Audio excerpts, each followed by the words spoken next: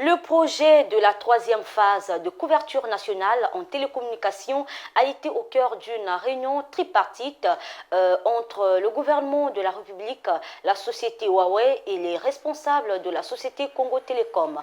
Plus de détails avec Michael Gatti.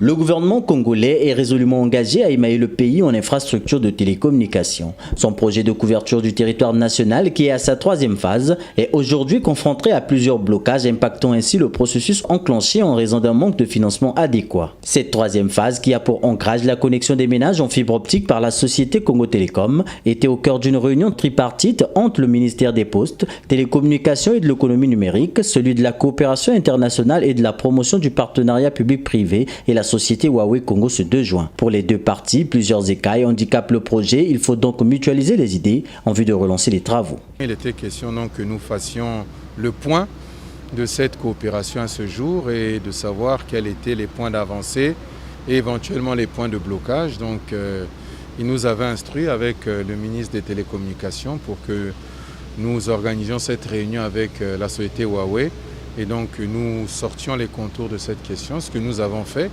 Et nous avons réussi à tracer des perspectives par rapport à ce partenariat et donc les choses vont suivre leur cours tel que c'est prévu dans nos différents accords. Les travaux seront réalisés tels qu'ils ont été prévus parce qu'en réalité ils n'ont jamais été remis en question. Ils ont pris un peu de retard parce qu'il y avait quelques difficultés d'ordre technique qu'il fallait régler et je pense qu'à l'issue de cette réunion, les contours ont été serrés et puis les solutions sont trouvées pour que le partenariat s'exécute tel qu'il est prévu. Merci. La libéralisation du secteur numérique donne lieu à la concurrence sur le marché. Le gouvernement est donc préoccupé à assurer la suprématie de l'opérateur historique Congo Télécom et booster davantage ses offres. Le président de la République avait reçu le directeur général de Huawei Afrique et avec Huawei nous avons un projet commun, c'est le projet de la troisième phase de couverture nationale de télécommunications. Et ce projet va permettre à Congo Télécom de pouvoir, on va dire, se déployer de manière efficace dans notre écosystème de télécommunications.